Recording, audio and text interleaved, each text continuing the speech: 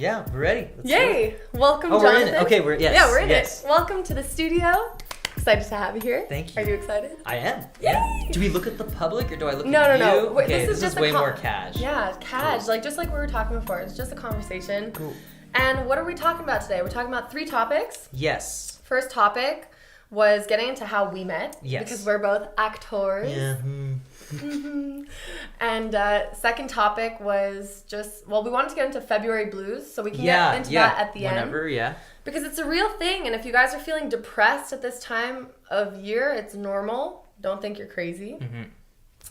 Last topic, I think it was like getting into making your own work. Yeah, and just or survival jobs was Survival jobs and yeah. like finances and Yeah. how to support ourselves as artists. Mm-hmm. Because it's freaking hard. Yep. And before we started the podcast, we were talking about how we're actually below the poverty line. Yeah, by most standards. We'll get into that. Into Yeah. that. So how did we meet?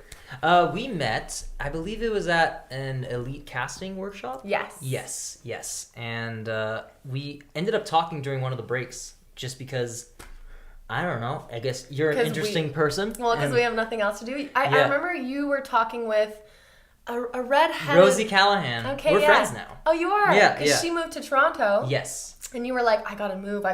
Yeah. And now I'm saying that to you. Mm-hmm. And in a year, I'm gonna be living in Toronto telling someone else, like, yeah, you gotta move. Because all the opportunities are in Toronto. It's the for Montreal actors. expats, really. We created like a little community for ourselves. I mean, I don't know Rosie super well, but I mean, we all have that common background of coming from Montreal. And so now I've been hanging out a little bit more with Annie Yao. I've been hanging out with Lara. She's another Montreal expat. Oh, yeah.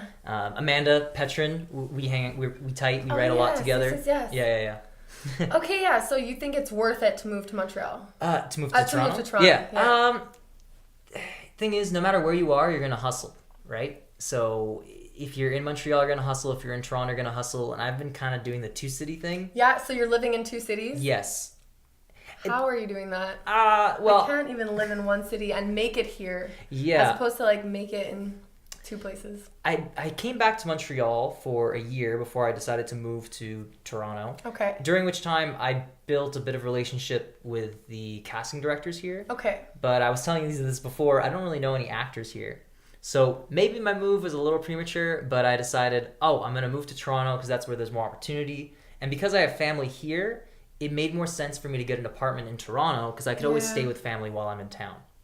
Yeah, that's true. Yeah. I'm just thinking like every piece of advice that we're given as actors is make it in your own city first before you try to dominate the bigger ones. Definitely. The whole big fish in a small pond. Yes. But what ends up happening to big fish in small ponds is they die because they don't have enough food.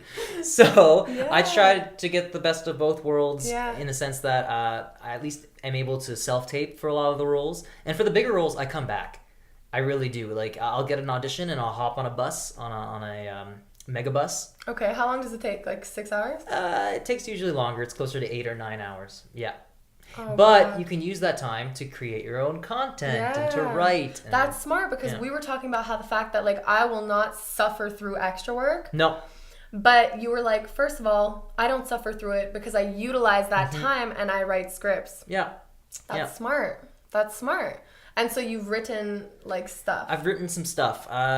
In terms of production, I don't have, like I was saying earlier, I don't have a huge network in Montreal or even Toronto yet.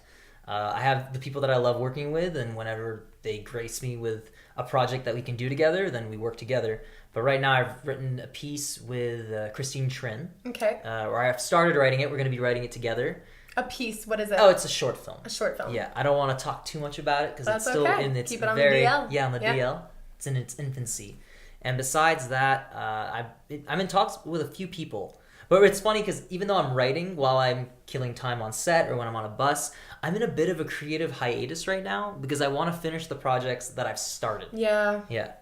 Yeah, I don't know. That's rough. I feel like when you force yourself to finish the projects, it's different than having that inspiration. The people on the other side can like tell that you forced it. It's sort of like J.K. Rowling finishing her books because she had to, and she was like, I hated that ending of that book because I wasn't in it. Like it's the hard. First 2. It's hard because it's like a relationship. At the beginning, it's the honeymoon phase. You're excited, and then you have to commit, and then you have to follow through on those commitments, and it becomes it becomes overwhelming at a certain point because you want it to be so good, but if that spark isn't there from the beginning, then it's hard to finish.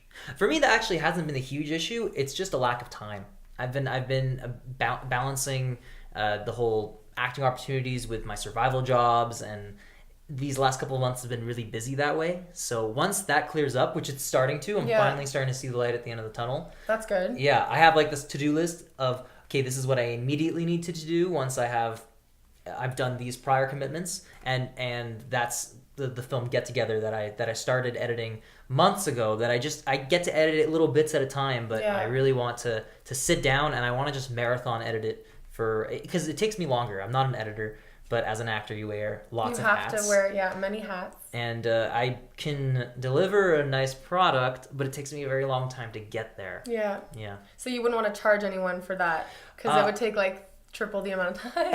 If I was charging someone, you would work faster? Oh, it would definitely go quicker. Okay. But it's also about means in terms of where you can save your money, and I will get it professionally color corrected if that needs to happen. I already have a friend who said he'd look at it, but if we can't do what we want to do with it, then I'll fork out the extra cash. But in terms of actual editing, I have enough experience. It's just the knowledge behind it. So you're working on those projects, and you're gonna, before you jump into other ones, you're gonna finish those. Yes, exactly. I mean, I'm still doing the writing bit because writing is just something I can do at any time. Yeah. I can't really video edit at any time because I need to have a lot of, if I'm working with audio, then I have to be very, very vigilant. You have to plan. You have to be like, okay, this hour is devoted to this. Exactly. So it feels like work. Whereas writing, they're like, okay. Oh yeah. Let's go. Yeah, for sure. Yeah. So I have like all these concepts, and I have a lot of people I want to work with, but in terms of getting those things produced, I'm just gonna wait a little bit. And if they want to get the ball rolling, the people I want to work with, power to them. That'd be awesome. You were just talking about producing your own animation. Yes. Okay, yeah. That to me, I want to do that. Like, that's something I'm interested in. Because I've like I don't know, this spark has sort of like dimmed a little bit in terms of like acting and everything. Yeah. Just because I'm not into it. But animation? Oh, I love animation. Talk about that. Can you talk about the project? I'm not sure how many details I can give, but the idea is I met this animator at a Booze and Schmooze. Booze and Schmooze. What is that, by the way? Booze and Schmooze. Everyone should check it out. If you're an indie filmmaker in Montreal, you go, you schmooze, you booze, you meet people in the industry, and you can get some projects off the ground. I've met some good friends at Booze and Schmooze, and when I'm in Montreal, I go to them. So it's just like a little get-together where you shoot the shit with people and talk about your projects. Yep. And talk about things that you would want to do. Exactly. Oh, I'm an actor. You're a filmmaker. Let's do it. Yep. And this animator bumped into me, and he saw, I put on my little name tag. Yeah. Because they give it, you write your role and your name. And I said, I'm an actor, but I also am a writer, in quotations. Writer. It's just like I'm an editor. If it takes me longer to do something, I don't consider myself a professional, but I can deliver a professional product. And he said, if you have any scripts, send them my way. And I sent them his way. That's amazing, just by adding that onto your name tag. Yeah. So imagine you were like, no, I don't want to call myself that. You would have totally missed that opportunity. No, I put quotations as a disclaimer, just because I have people who've studied writing who are much more... Who've gone to like playwriting school. Yeah, exactly. Yeah. And then there's definitely skills that I could learn. I have a pretty good ease with dialogue, especially if the characters are similar to the people around our age and our social economic circle. Yeah. There's this new term right now, bait out your own scene. Yes, it's very much that. Cultural norms, Yeah, I can write in those voices, and I can, a lot of times it's write what you know, so I'll attach characters to people I know in real life, and I'll write them in the way that I know they'd speak. But I definitely have a lot of work to do. But all this to say that I introduced myself as a writer, and he said submit some scripts, and now we're looking to collaborate. He's busy too with his survival jobs. Yeah. And we'll see what comes up of it. And if nothing comes up of it right now, it was a great exercise in creativity, in the sense that... And connection made. Yeah, connection made. Yeah. And you always want to put your best foot forward, really. And it's not about being like fake or anything. It's about giving it your best right from the beginning. Yeah, and even if things don't pan out now, you guys will still have that connection, and you can, like, maybe in a year, you'll be like, hey, I'm ready. I have nothing going on, and I want to produce that thing. A lot of times, it's like people talk about actors trying to tear other actors down, and really, what you need to do is raise your friends up. Because their success is your success. And honestly, there's a lot of roles that I can't play. Yeah. And I have friends who can play those roles really well. So why would I be jealous if they're getting the roles? Yeah. No, but for instance, you were talking about the animation, and I was like, I wonder if it would be weird if I asked you for that guy's contact. Like, that was something that went into my head, because I'm like, would you feel like I'm taking an opportunity away from you? But we're not two 25-year-old blonde girls. No, this is fair. You know? But if I asked you for that guy's contact and I produced an animation, how would you feel? I'd be cool with it. Yeah. Even in terms of, even though there's no conflict of interest there, I mean, I have actor friends who are my exact type. You know Adam Burnett? No. Okay, Adam Burnett is a Montreal actor, moved to long Toronto. Hair? Yeah, long hair. Oh. Yeah. White, yes, okay. very.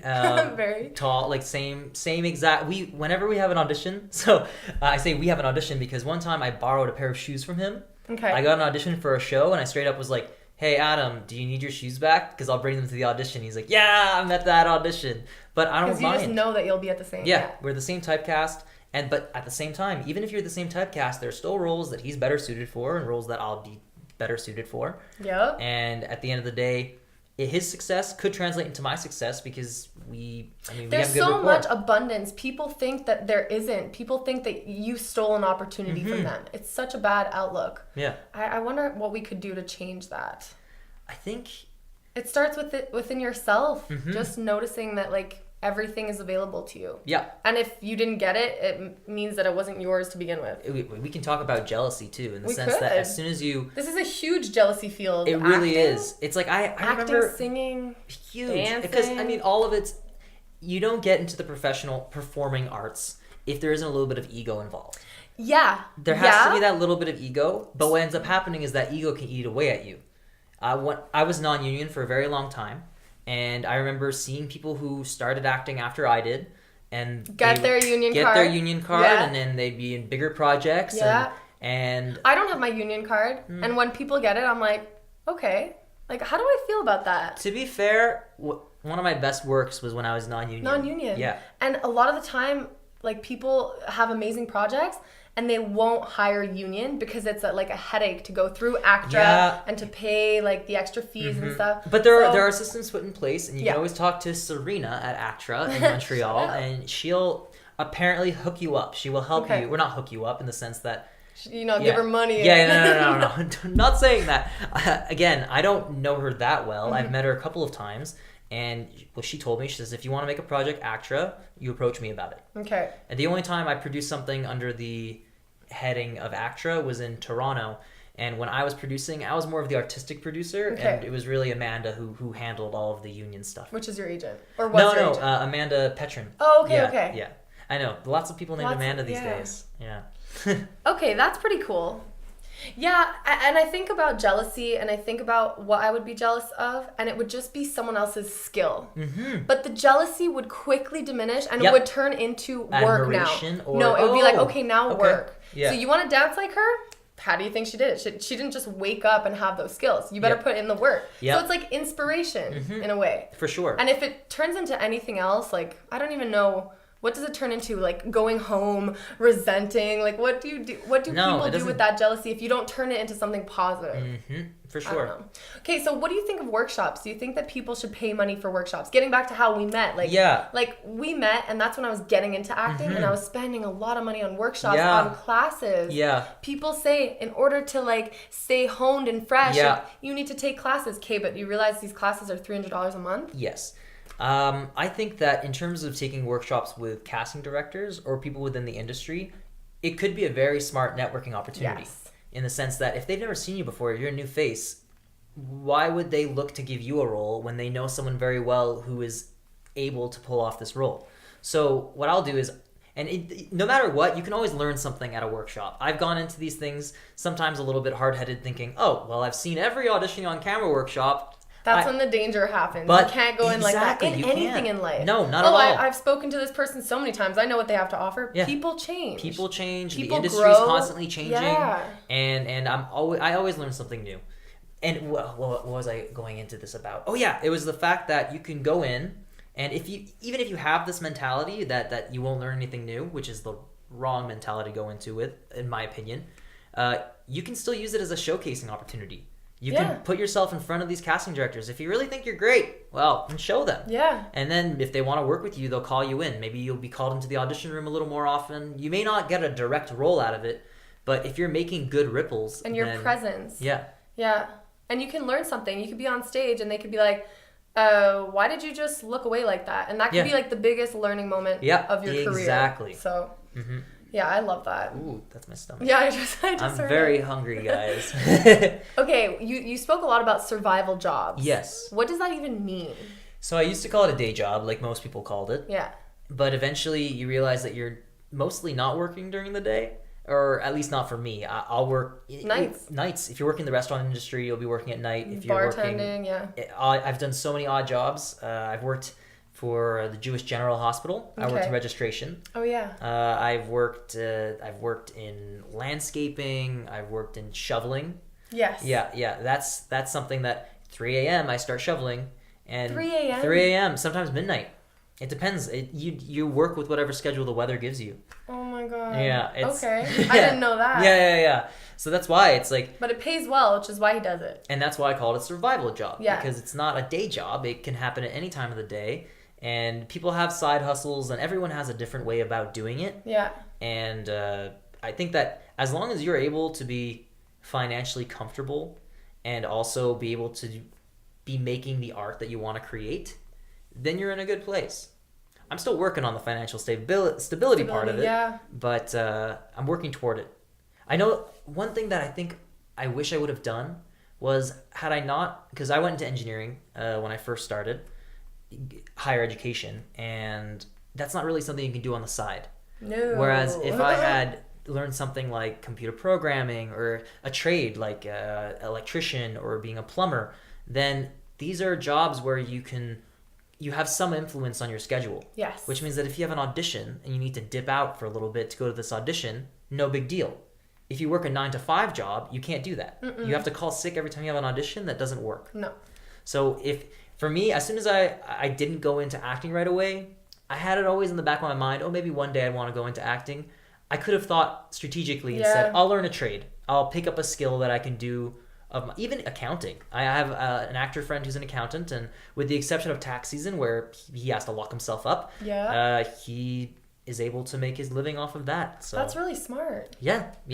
Starting your own business. If you have a family, if you have a family or a friend who has their own company and who has work for you, and they don't mind so much about you because they know that you're dedicated. Yeah. The hardest part is when you're applying to a complete stranger. Yes. And you're saying, like, what do you mean you want to take 3 days off a week? Exactly. And it's like... It's hard to explain, especially if they don't understand that life. And I'll say, I have an open schedule, except if I get an audition. That doesn't work. Yeah. So recently when I'm applying for a job, I'll say, okay, I'm available weekends and nights, because that's when auditions rarely happen. Mm-hmm.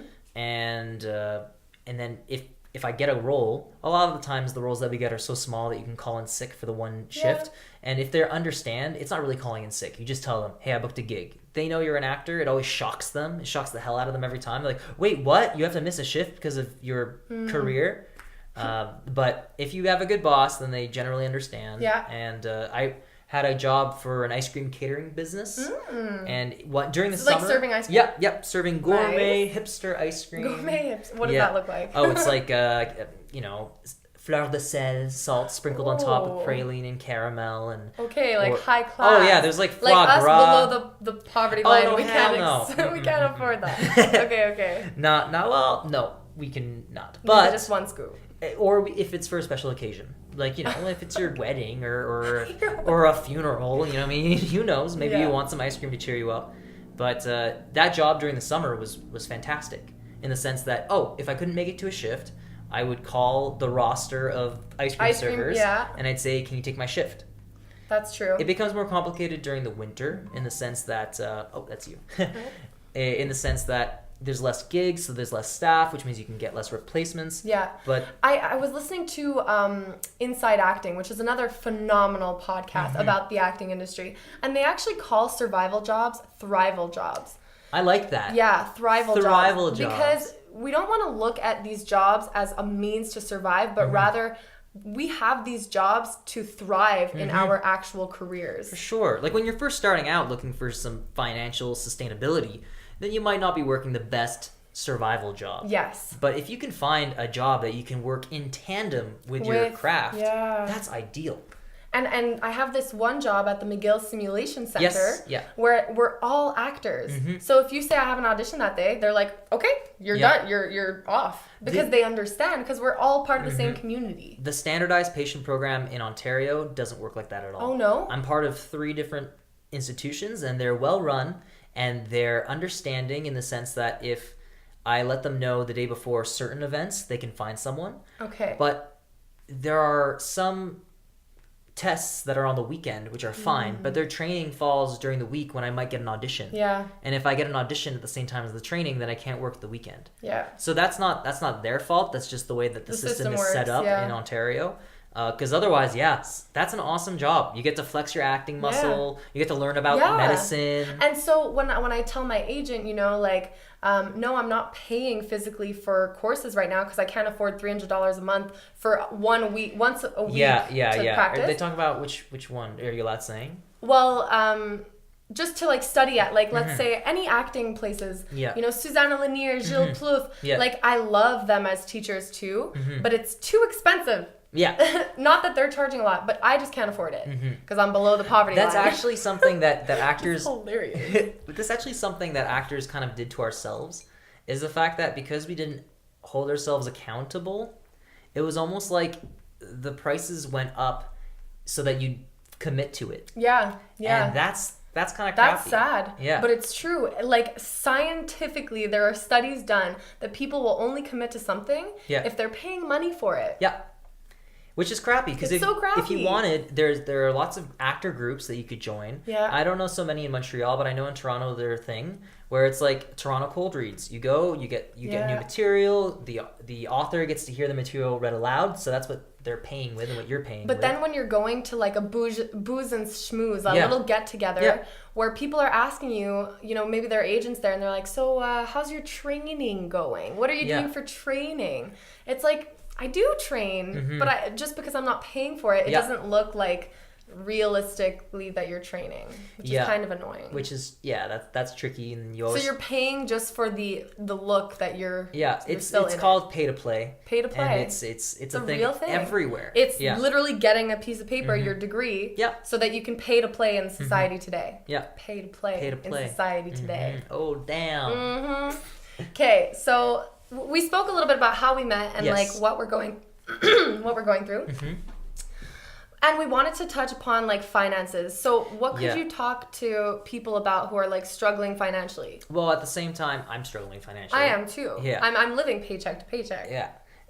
One of the things, with 3 jobs. With 3 jobs. Well, a lot of part-time jobs. Yes. 3 part-time jobs. Well, it's because we're trying to build flexibility for our careers. People don't get it. Yeah, because for one thing, for actors, a lot of actors that I know, it's like they prioritize flexibility over how much you're earning, and I do that. I do that all the time. That's why I'm still working some jobs very close to minimum wage, in the sense that even though I know that I have qualifications where I should quote unquote be paid more, it'll take too much up of your time. It'll eat up your time. Yeah. So I'm still trying to figure it out. That's probably why I want to talk about it. If anyone has any suggestions, please hit us up. What I've been doing is similar to Fiona, is we've been working multiple jobs. Yeah. And you try to find day jobs or survival jobs that you don't completely loathe. Yeah. We touched upon it a little bit. It's just being flexible, and also, again, getting over the ego. You have to realize, you know what? Maybe I'm not worth more than $15 an hour, 12. Yeah, it's different minimum wage in Ontario and Quebec. But you see, for me, I also won't commit to a minimum wage job. Fair enough. So I don't know if it is ego or if it's just my soul crushing. And I'm I can't do it because I'll be so depressed and I'll be like, I picture, you know what I picture? I picture working at a desk and then every hour someone coming to me with a $10 bill and $2.50 change. I'm like, no way. It's terrible. No, I would never. The thing is, that's just it. You shouldn't have to commit to $12.50. It's you have spare time, you can work the shift. Yeah, then it's like at least I have money coming in. That's what I'm saying. Because I wouldn't do a 9 to 5 minimum wage. That's dumb. Like, you better make sure that if you're not going to take, and I tell myself this just as a reinforcement, like, I'm talking to myself here. Yeah. You better damn make sure if you're not going to take the $12.50 an hour that you're using that hour more productively than if you were to take that exactly. job. And granted, all this to say, I still look for jobs that pay way more than $12.50 an hour. Yeah. No, so do I. I don't look for. But flexibility is paramount. Yeah. And it needs to. Yeah, thanks. It has to allow for random last-minute auditions during the day. And also, at a certain point, if you want to produce your own content, that stuff costs money. You can call in all the favors you want, and you can make 1 or maybe 2 projects. But eventually, if you care about these people, these artists that you support, you're going to have to pay them. And in order to pay them, you need to have the means. So it's like finding that balance between how much... And also, your standard of living. Like, I've greatly reduced my standard of living. How? When I moved to Toronto, Toronto is a super expensive housing market. I had a couple of friends that I knew for a long time before moving to Toronto, and they had this like super small space. Okay. Which I'm not even sure if it's legally a room, but I took it. Okay. And it's like a closet? It's like the closet room. Yeah, it was actually my Oma used to refer to it as a bedstay because apparently that used to be a thing. Okay. Where it's like you open the door and there's a mattress. That is it. So, okay. I mean, if it does the job. I was bouncing back and forth between Montreal and Toronto so much anyway that at the time I didn't really need a room. Okay. Then the more time that I was spending in Toronto, the more I was like, okay, I actually need my own space. Yeah. But I've lived in the living room before. When I lived in New York for 3 years while I was studying. And the first year I was in the South Bronx living in the living room. And by year 2, I was still living in a basement sharing a space in Ridgewood, Queens. So it was like I hopped around and I would still always be looking for the cheapest way to live because you're not getting your rent money back. But you still have to be able to live a life that you want to keep living. How much were you paying? So let's see. When I was in the Bronx, I was paying under $500. Okay, that's good. That's good by New York standards. And at the time, the dollar was quite comparable. So that was nice. When the dollar started peaking, then that became really scary. So like my second year, I had a great room. It was $700 a month. Okay. But then as it started getting higher up there, I downsized. So I went, okay, I'll split a basement for $500 again. And then I moved to another place. And I was always trying to keep it cheap. Yeah. Yeah. That's important. You have to. Because people live beyond their means now. Yeah. And it's like, I understand that we need to live for the now and we need to we can't put off joy too long, but we're actually putting ourselves in debt. Yeah.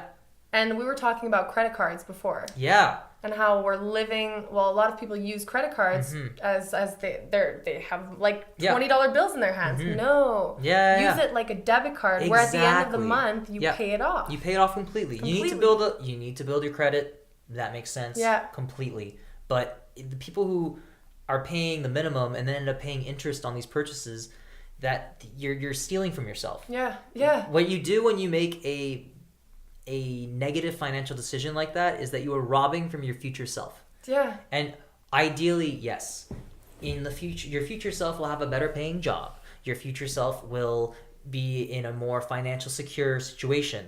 But your future self is also going to be paying $2,000 extra. And for us, it's not so easy. If someone was a student and they were studying to be a doctor or an engineer, and they were living a little more in the now, okay, their careers, the money's coming in. But if you're studying philosophy or if you're studying an art form, journalism, then it's like you really have to be careful how much money you spend in the now because you don't know how much money is coming in the future. Not just that, but jobs are not even guaranteed. No. And then that's why then we feel awful when we look at these like low paid jobs that we're doing. But at the end of the day, it's like we were creating a skill set for a job that didn't exist. So that's what that is. Yeah. And it's unfortunate that like I feel like now there's a bit of a switch. Now people are learning more trades. But a lot of the time when people didn't know what to do, they just stayed in school because that's what they were told to do. Yep. They went, okay, well, I'm going to get a sociology degree just because. Because I'm not doing anything anyway. Yeah. But at the end of the day, it's like, if you're not going to, I understand that a lot of jobs, a bachelor is like a prerequisite no matter what it's in, but that time could be better spent learning a trade or learning a skill that will help you in... Or like finding yourself. Yeah. Like yes. Like I think about myself last year even, or 2 years ago, and how I would tell my kids, you know, to like get ready for their future. And I would say, okay, well, go to school right away after high school because you don't know what you want to do, so at least school will show you. You know what I would tell them now? I'd be like, go into a job that you like and find out what you really want to do with your future. We're actually kind of fortunate to be in Quebec. Yeah. Because CEGEP isn't as expensive as university. Yeah. Because think about you live in, let's say, you live in another province or even in the U.S., where you're forking out this money to go to pay a tuition to a program that you weren't sure if you were going to like, and then eventually you're just going to finish the program because you feel like you need to. $300,000 in debt. Imagine. That's crazy. That's a life sentence. That's a death sentence. Well, yeah, it depending on what job you're getting into. If you're going to become a doctor, then you'll be able to pay it off. If you're getting a doctorate in, I don't know. You know, film. Yeah, it's unfortunate, but yeah, it's just such a saturated market. Yeah, I agree. So what else do you have going on right now in terms of like acting? In terms of acting? Yeah, like do you have anything that you want to, you know, lead people to that you're like, oh, check me out here? I mean, you can check out my website.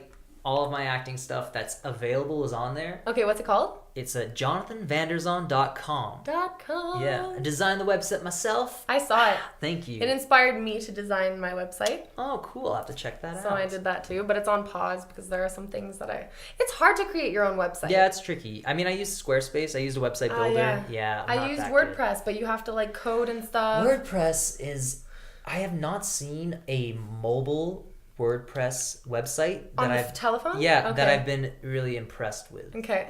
Like a lot of the times on desktop it looks really good. But who's on their desktop? But let's be honest. Very rarely are you on your desktop. Yeah. So that's what I liked about Squarespace. Squarespace is a little bit tougher to do a bilingual website, but it's still doable depending on which format you pick. That's true. So I'm not a web designer. So, I mean, but unless we're friends. What's really nice about your website is that it's so simple. Yeah. It's literally a picture of you, and then it's like headshot, bio, demo, CV. Boom. And I think even the background is like white. Yeah.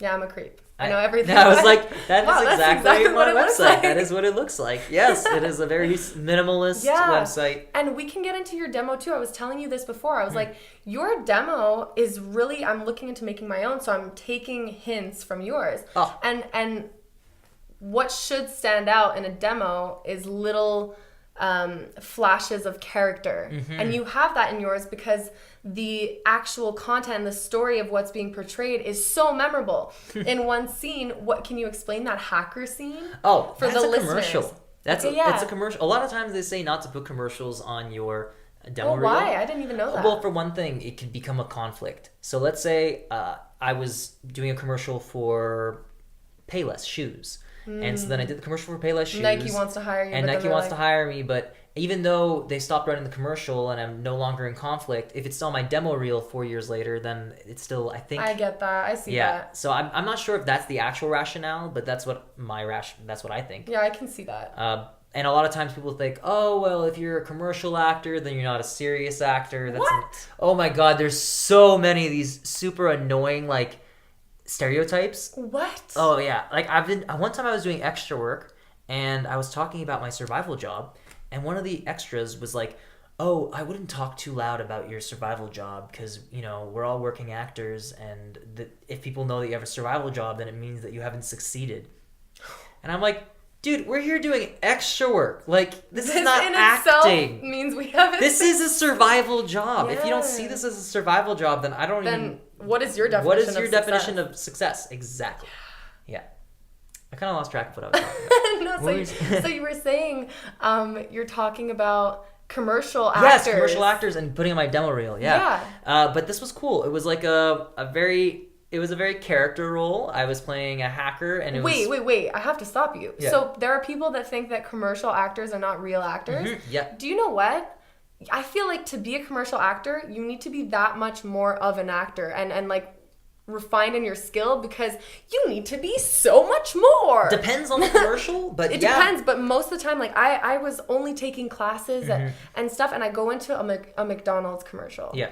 And I was like trying to be really real, and I was sitting next to a girl, and they were like, I think it was like A&W or something, because there was a Whopper. Yeah. And they're like, okay, you're going to take it, and you're going to be like, oh, that is really good. And I was trying to be like a film actor, and I was like, that's really good. And they're like, no, get this girl out of here. She's not giving us the energy we want. It depends on the tone. It depends on the tone. It completely depends on the tone. So some, tone-wise, like, it could be a completely voiced-over commercial, so you have no lines, and where you're filmed from behind, and you're going downstairs, and all you see is the silhouette of your feet. Okay, that's not a real acting role. You can, I mean, it's great. I'll take the paycheck. But I'm not going to put that on my demo reel because it doesn't show anything. Yeah. It's like, okay, you can walk downstairs in near darkness. But that's actually something related to what happened to a friend of mine. She was like, I wasn't cast in a commercial, and then I saw what they did with the commercial, and I was like, what? My feet aren't good enough? Exactly. Yeah. But if it's a strong enough role in the sense that the tone demanded a higher caliber of acting, then of course put it on your demo reel. Which is what your hacker commercial did. Yes. Yeah. So explain that. Yes. The hacker commercial? Yeah. Oh, it was just like give it vivid images for the podcast listeners. Oh, okay. Listeners or viewers? No, viewers are extra. Listeners. Okay. All right. Well, it was for medical information and for encrypting files so they didn't get corrupted and they didn't get hacked. And I was playing a hacker circa 1980 with like, crazy lights, and like I had these crazy glasses and this trench coat. It was like I had just dipped out of the Matrix, but like a B-movie Matrix.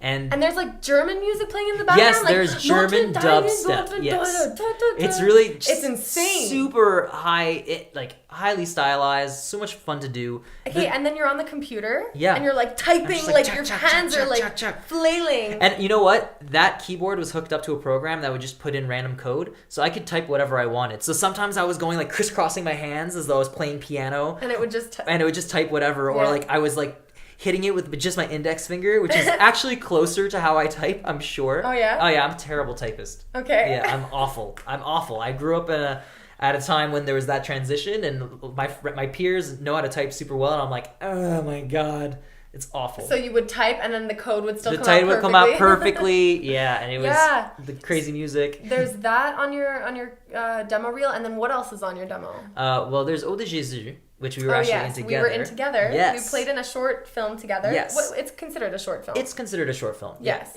It's like more of like a commercial. It's a mock commercial. A mock commercial. Yes. Which we won an award for. Yeah. Shout out Matt Rich. Who produced it. Yeah. Mm-hmm. And directed it. And it was his concept, and he edited it. I just helped him write it. Thought of stuff in the shower. He was like... thought of stuff in the shower? He thought of that last ending. So what the commercial is that we were in... Oh, yeah, right. We should probably explain that. Yeah, we should talk about it. So it's called Eau de Jésus. So a translation in English would be like Jesus's water. Scent. Oh, yeah, I guess. It's a perfume. It's a perfume commercial, mock commercial. Yeah. And what's it about? It's about Jesus Christ. Yeah. Amen. What else, and I was playing Jesus. You can't see this. It's a little offensive if you're... Oh, yeah. But you're a diet... I call myself Diet Catholic. What does that mean? Diet Catholic means that I think that there's a higher power. I'm not sure how cognizant said higher power is, but I'm pretty sure they're not taking attendance. So if you're not going to Mass, whatever. I believe in being good to one another, the golden rule, do unto others as you would have done unto you. All of that. So why label it Catholic and not like, you're agnostic, which means that you believe in a higher power? Agnostic is more so like until it's proven, you won't disregard it, isn't it? I thought that's what agnostic was. No, I think it's just you don't believe in religion, but you believe in spirituality. If I'm not mistaken, maybe someone can correct me, but... Well, for myself, I was raised Catholic. So a lot of the rituals that are involved in that still bring me peace. Okay. So like if I can go to church every once in a while, I'll go and I'll meet up with I'll meet up with the community because I used to work at a summer camp and we all went to the same church. Okay, so you have friends there. Exactly. If you didn't have friends there, would you pop into a church? Just pop into a church? Yeah. Depending on the church. Okay, so there's still some... Yeah, there's still a little bit. I would go more into like a multi-faith church, which I know isn't really Catholic.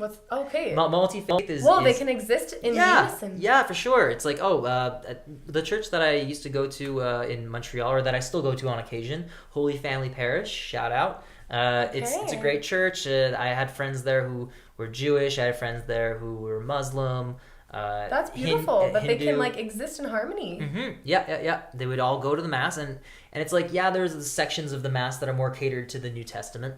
But then there's the rest, which was like he'd play clips from the news for his oh my god, I'm terrible. But anyway, he would be making his speech, and he'd be showing clips of the news and saying how it relates to just humanity in general. Yeah. And he's like very open-minded, very very left. Who's he? The priest. Okay. Yeah. Okay, yeah.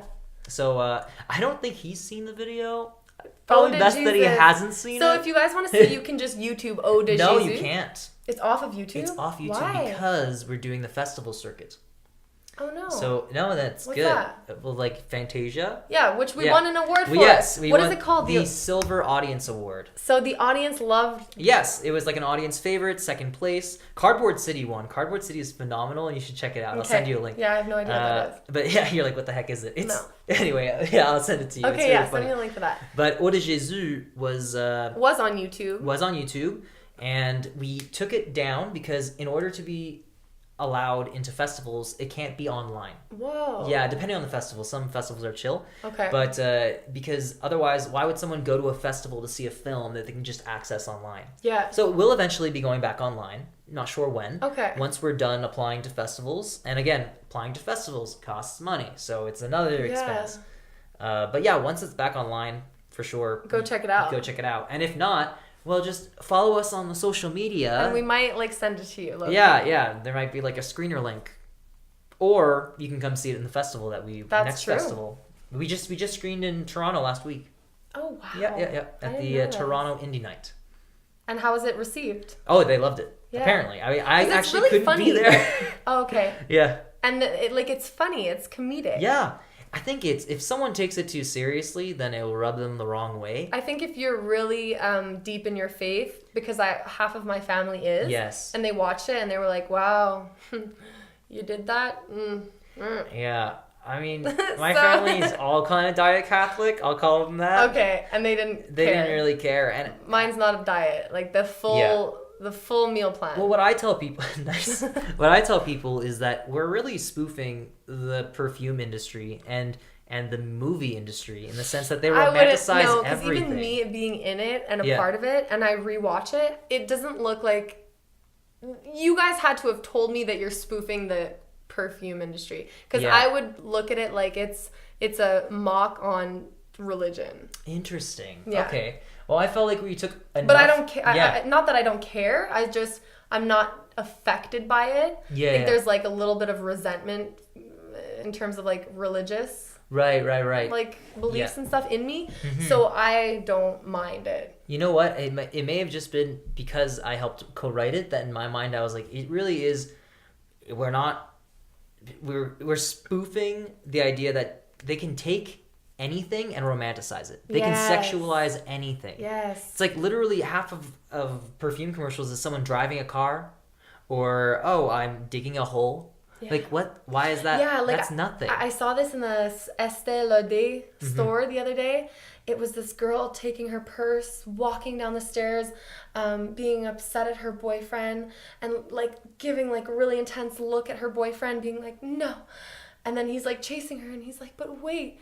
And then the bottle of perfume. And I'm like, what? You're like, what? That had nothing to do with perfume. But... So it's just like telling a really, really over-the-top narrative in a very short amount of time. Yes. It's really a fun commitment to style. You can't take anything too seriously, especially with comedy. No. But you know what I did do? What I managed to sprinkle in there was that Jesus's motivation was the nun. The entire thing. If you listen to the narration, he's saying that the only person that was able to show him the way wasn't his dad. It was this girl. She actually is the one she is not the main character because Jesus is on screen more often, but she's the driving force. It's true. And I think in every relationship, the partner is the driving force. Oh, for sure. I mean, there are different beliefs out there where it's like, okay, what is it that you love about the person? Is it the way that they make you feel, or is it that you actually love the person? And or do you love the idea of the person? Exactly. Do you love the idea of having a boyfriend, or do you really love the boyfriend? Yes. So there are different views on that. But in terms of Jesus and this nun, it was that I was the driving force. Yes, you were the driving force. Yeah. Does the nun have a name? You know what? A lot of people call her Mary because they just equate her to Mary Magdalene. Okay. It's like you were the second coming of Mary Magdalene. Interesting. I had black hair at the time. You did. It looked cool. It looked really good. It did. It looked really cool. But a lot of people were like, thank God you went back to your roots. Really? Yeah. Oh shit. Even I'll look at some pictures and I'll be like, damn, I just looked white. Like so white, because the complexion, it just makes me look so white. When I first met you, you had brown hair. Then the second time I met you was when we were doing the Arcade Fire music video. Which was so cool, and I had red hair. You had red hair. Yeah, auburn. And then when I suggested you for the role, when I was talking to Matt, that's what I had in mind. I was like, okay, yeah, Mary Magdalene can have auburn hair. And then you show up with dark hair, and I was like, all right, cool. This works too? Yeah. And then now you're blonde. Blonde. And then I'll go black this summer, probably. Yeah. My hairdresser was like, I was like, do you hate that I'm going like up and down? He's like, it's your personality. I know in a year you're going to have black hair again. I'm like, Interesting. Yeah. I'm at a point where, man, I don't know if I should keep my hair long or if I should cut it short. Your hair, can you show the podcasties your hair? Oh, okay. Sure. I feel like this always ends up becoming a topic of conversation. It does. It's important. Look at his hair. I mean, it has a life of its own. It really does. It's its own character. I remember being jealous of your hair when I had short hair. Stop. Yeah, when we did the Eau de Jesus. Oh, you had shorter hair. I had short hair, and I was like, man, if only I could have his luscious locks. Jeez. So, like, give it a little wave. Oh, sure. Yeah, this is my. Well, now it's like it was just in a knot all day, but. And are you like cutting it and? In like, what? Are you maintaining it? Do you have trims or anything? I get it trimmed every so often. So like right now it's probably close to the same length that it was when I did Eau de Jesus. It's just like wavier. I think it was a little longer then. Maybe. Well, it gets pretty long. It's just that it was in a bun, so it's like... Yeah, it's like long. It's very long. I guess you get really intense rolls. Yeah, right? that's... Because it makes you a character. That's why I let my hair grow. Was because graduating from my conservatory... I kind of just looked like a basic white guy. Yeah. And I still am a basic white guy, but at least I'm a basic white guy with long hair. Yeah. So you kind of look like a lion. Yes. Yeah. I've been told this. Yeah. Yeah. That's cool. I've been told I was like the human Simba. The human Simba? Yeah. I was like at a karaoke bar and someone was like, has anyone ever told you that you're like a human Simba? And I'm like, I mean, I'm pretty sure that human Simba would be African, but... Well, I think he would be more like his dad. Mufasa. Yeah, man. Anyway, I'm going to put it back up just because it's very... I don't know how people keep their hair down all day. Well, I feel like it's a mood. Like if I'm down, if I'm about to work, my hair needs to be up. Oh, interesting. But if I'm about to like play or entertain, it's going to be down. I don't know. Because I feel like I can just like... feel myself more with my hair down. You know what it is? It's almost like it's a mask. And I'd rather be able to see you and that you can see me fully. Yeah. And not be hidden behind my hair. Yeah. Really, eh? Yeah, it's like I know that hair can be used to express. Yeah. Yeah, it can be used to, express your personality and everything. But I think that I just like being open, and for me being shrouded by my hair is like really hard. I can't keep it down for very long. That's really interesting. Eau de Jesus probably, even Eau de Jesus, if you remember, it was up, and then right before the shot I would undo it. Yeah. It would go down. It also looks good for all of 5 minutes when it's down, and then eventually the man buns are in, and I think they've been in for a very long time. They've been in. I'm trying this I'm not trying to do it because if man buns are in now, but what happens is if you pull it too tight, then you kind of wreck your hairline. So I'm trying to be careful. I have to be wary of that. Good. I hope people with man buns take notes. Yeah, listen, guys. You can get alopecia. It's a real thing. So let's get into February blues. Yes. Let's see. I had been familiar with this phenomenon for a very long time, but this year particularly, I was feeling kind of down and kind of moody, and for weeks it was like I felt a lack of motivation. I felt a lack of fulfillment. And I thought to myself, I said, have I ever felt like this before? Because I feel like I started journaling about something like this 2 years ago. By the way, I journal. Journaling is cool. Honestly, I feel like if you don't journal, that's the reaction. I'd be like, you don't know dick all about yourself. No, I like journaling. And I looked at this journal that I started, and March 5th, and I looked it up. And we're March 9th. We're March 10th? 12th? Yo, guys, this is what I mean. I don't know. This is cool, though, that we don't know the date, which means we like our lives. We're not like, it's March 12th. Okay, tomorrow's March 13th. I'm really stressed out. That's fair. We're like, it's fucking March. I don't know, it's March. We're somewhere in March. Oh, we are the 12th. Yeah, okay, I figured it out. How did you figure it out? Because of work? Because of stress? Well, because I'm hoping that I got a role in something, and the role would be shooting on the 15th, and I would find out today, or actually no, today is the 13th. It's the 13th because it's the 13th. I'm so 13th. Dumb. Anyway, this makes sense. Looked at this journal. So backtrack. Feeling kind of mopey, feeling kind of down. Been feeling that way for a few weeks, which is long for me.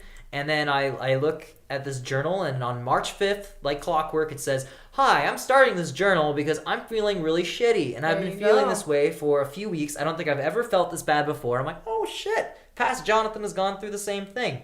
And it happens every year around this time. Yeah. Yeah. It's a real thing. So if anyone's feeling this way, know that it's because of the lack of vitamin D. It's the lack of sunshine. I feel top of the 9 because I went to Mexico. Yeah. So, and I feel like, honestly, we were just talking about this at the gym this morning. The government should give every human that lives in a shitty place $1,000 to just fly away for a week and get like rejuvenated. And then, you know, it's a funny like thought, but then how much money goes into like antidepressants and like shit like that? Yeah. So. Well, I mean, I'm in no way, shape, or form certified to diagnose myself with seasonal depression, but the February blues are a real thing, and it can affect. And I'm usually a very happy-go-lucky person. And how are you feeling? Just like now, I'm feeling better. But how were you feeling? What were your symptoms of February blues? Oh God, it was hard to get up in the morning. Okay. I had no energy like at all throughout the day, none at all, and I had lots of commitments that I had in February, so it was like 3 times as much effort to do the same things that I've always been doing. Yeah. And it just felt like too much. You know what I mean? Like almost burnout. Yes, that's exactly what it was. If I had not had all these commitments, I probably would have just been feeling bleh. But because I had all these commitments and I felt like I wasn't following through on my commitments, I was doing them, but I felt like the caliber that I was doing them wasn't what I would usually do, which then made me feel even worse. And then what a burnout is it's you have this list of things to do and you never reach the end. You keep hustling, and no matter how hard, the list just keeps getting longer and longer until you burn out. There's nothing left. Yeah. And I felt that. Like there was a certain week where I worked, I don't know, something like 70 hours, and that's a lot of hours. But the next week and even the week after that, I just couldn't get my energy back up. I was dead. So how are you out of it now? I'm not even sure. I spent. Are you out of it? I'm mostly out of it. Okay. I'm still on the cusp. I think really what it was. Once I got through all of these different commitments that I had made, I started feeling the weight off my shoulders, and I started being able to focus more on myself and less on all of these tasks that I need to get done. I talk with my hands so much, and now I'm just knocking this microphone. It's okay. It's my setup. It's bad. It's poor. No, but I guess it's once I focused less on the tasks and more on myself.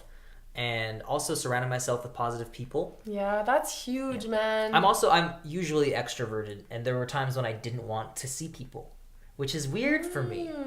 You know? Usually I'm like super down to see people no matter what, but I was like, I just want to stay home.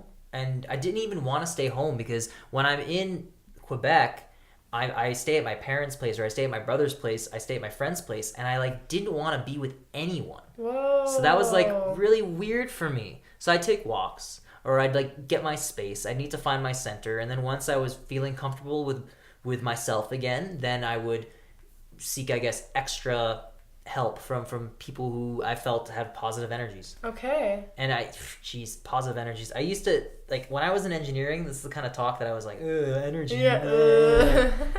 But at this point, I think it's true. There's some people, when you're with them, they drain your energy. Okay, yeah, keep going. And other people, they give you energy. So I don't know what that is. I don't know what it's actually quantified as.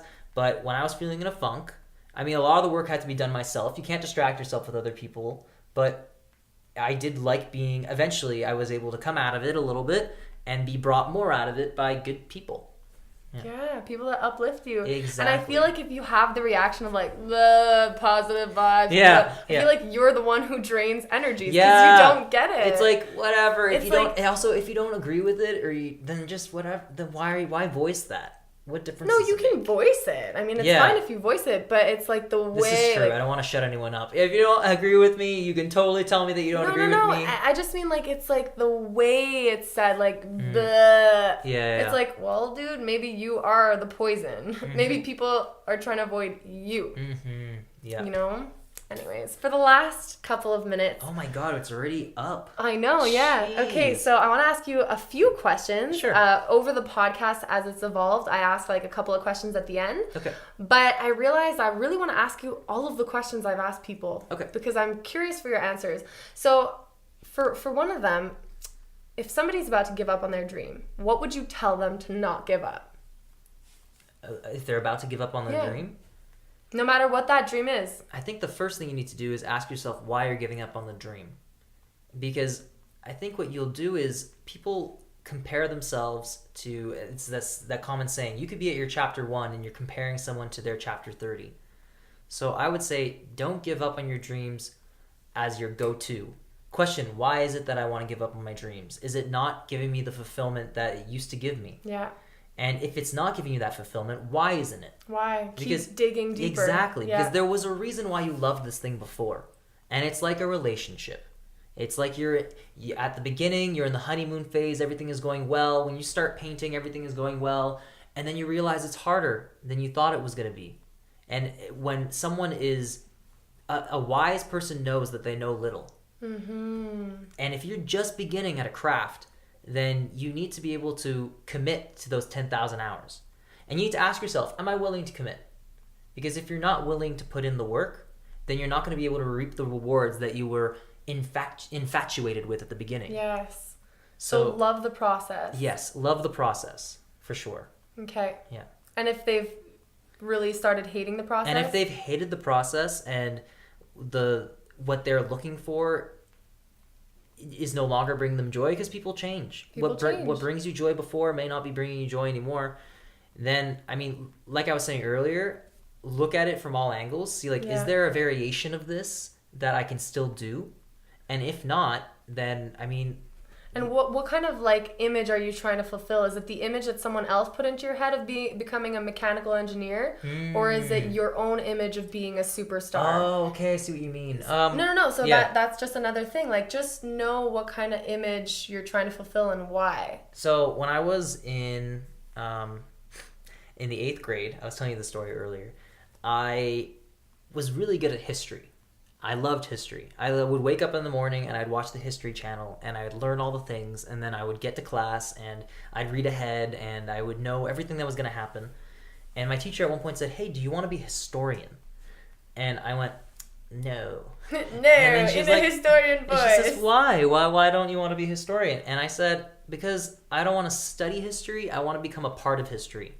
And that was like the first time that little kid Jonathan was like, you know what, I'm gonna do something, which is honestly the millennial. Beautiful. Thank you. I know that the millennial generation, we think like, oh, we're destined for great things, and honestly I don't know if I'm destined for great things, but I know that I want to work hard and try to leave the best impact I can. Yeah. And at first I didn't know what that was going to be. I said I'll go into engineering because it keeps the most doors open. Yeah. But in reality, it doesn't. Even if it keeps more doors open, they're not necessarily the doors I want to pass through. I never liked engineering. I liked science like I like food. I like to eat food. I don't mind cooking, but I don't want to like look into what this food is made of, you know? Like I don't need How can I manipulate it and make it better and make it more presentable? I can look at it like an artist. I look at science like an art. I look at cooking like an art. It's like, okay, I know the different flavors that'll be good together, but as soon as I start going to the microscopic layer, level rather, I don't care. I don't care. It doesn't spark joy. Yes. Oh my god. You're talking in motivational quotes. Yeah, I know. I love it. Oh, hello, doggo. Okay, so if we go on to okay, so just love the process. I love the process, and if you're not loving the process, ask yourself why, and what is it you're striving for? Yeah, that's important. Mm-hmm. Okay, if you could have any superpower in the world, any superpower, what would it be? Oh shoot, I don't know. I know, I put you on the spot. I think it would be... I don't know. Go time anything. Travel. Why? You can do so much with time travel. But it's the butterfly effect, is it not? It depends on which.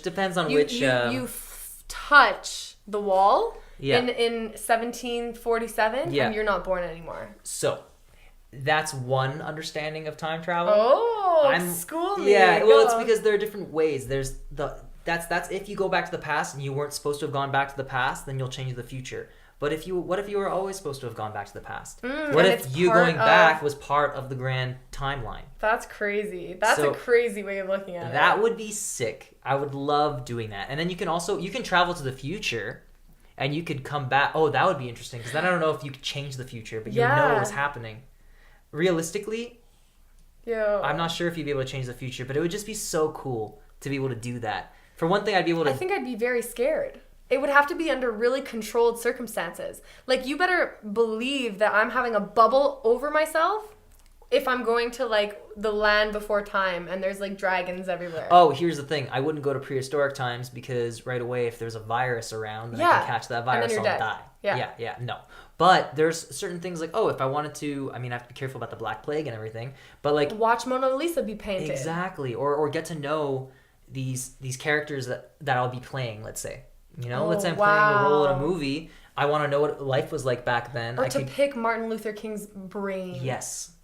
Wow. Talk to people who can no longer talk for themselves. Isn't that what we're always trying to do? Yes, as actors. Yeah, or as creators. That's a sick superpower then, based on like what you want to be and do. I think it'd be cool. And then also you can travel to the future. I don't know if you can bring things back, but like... I can get access to technology that we don't have here. I could like genetically engineer myself to be able to, I don't know, live forever, breathe underwater. I could bring back VR that would allow me to have the sensation of flying.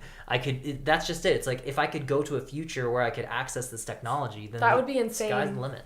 Hey, what that makes me think of is like going to a future and accessing humans that have finally figured out how to live forever. Yep. And then they're like, oh my God, those humans that died before us lived for us. I think that people will be able to live forever, and we're just like the getting there. Yep. Like we're just the people who need to die for time to move forward and for them to create immortality. There was a really cool cartoon that I watched. I can't remember who it was by. It was a Canadian cartoon, and it was that eventually they would find like a cure for death, but they would also find a way to save the people that had already died. Oh, that's insane. And then if you can do that, then it's the like world creating... would be so populated. But that's just it. Then you expand. Then you're no longer living... Like merge planets? Well, not like merge planets, but you could explore other planets. You could, and it's like people can live in... I mean, it's a scary, scary thought to be able to live forever. It's actually terrifying. Why? But it's cool because it's also like, am I more terrified if I were to live forever, or am I more terrified that my life is finite? I'm not sure. Wow, I am. I don't want to die. The thing is, I think that at a certain point, you will want to die. And if you don't want to die, maybe there'll be a way for you to become part of the energy of the universe. Maybe we'll create our own heaven. Who knows? It's true. So with that, my last question, and it's a perfect segue. Yeah. What do you think is the meaning of life? Ooh, the meaning of life. Well, biologically speaking, it's about conserving the most energy without dying. Conserving the most energy without dying. What do you mean? Well, let's see. If you were to, like, just on a biological, not a psychological level whatsoever. I thought you were going to say reproduce. No. I'm saying like a cell. Okay, yeah. Let's say a cell's life will be lengthened if it doesn't have too much stress. Oh, wow. If it doesn't... So I'm going to die young because I do CrossFit. But then life that you've lived is worth more in a sense, you know? Like, it's not worth more than someone else's life. But I mean, if you live a rich life, if it's shorter than a long, boring life... No, but I'm thinking like, you know, there's something about working out your muscles that creates more oxidative energy. Stress, and then... I mean, age is nothing but your cells replicating themselves over and over and over again, adding to oxidative stress, and then eventually they're not able to replicate properly. The idea that, if someone's really thin their entire life, they'll live longer because they've put their muscles under less stress. Whoa. But that's what I mean. So when you're talking on a biological level, that's what what everyone what on a cellular level they're trying to do. They're trying to live without expending too much energy. But as soon as we become cognizant, then that's not the same thing. It all has to do with our interactions with the universe. So it's like, for me, as soon as you become self-aware, then everyone's journey is a little different. But I think it's about, like the pursuit of happiness. Mm-hmm. And everyone's happiness is different. But I don't know. This is really hard. But go on. No, go on. Pursuit of happiness. It has to do with wellness. But also has to do with what you're leaving behind. Oh, it's so tricky. This is such a tricky question. This is my favorite question. Yeah. We're back. So think. For me, I think the meaning of life is to change another person's story. Mm-hmm. Like, you're meant to change my story in some way. Well, because but all for we the are, better. all we are our effects on the universe. Exactly. Yeah. That's it. That's the biggest thing. It doesn't really matter what you think. It's what you do. It's your actions that cause the chain reaction. Exactly. Yeah. So you can think of like this amazing, amazing thought that's going to change the world. Yeah. And you can just sit on it. Mm-hmm. And the world will not change. No. So the meaning of life is to do. Just 2 letters. Yeah. D-O. Interesting. Yeah. I will ponder that. Okay, we'll have you on again, and you'll sure. answer. This was great, and thank you for inviting me on. Thank you for being here and sharing your mind and thoughts with the world. Thank you so much. Yay! Yay! Woo! Peace, podcast.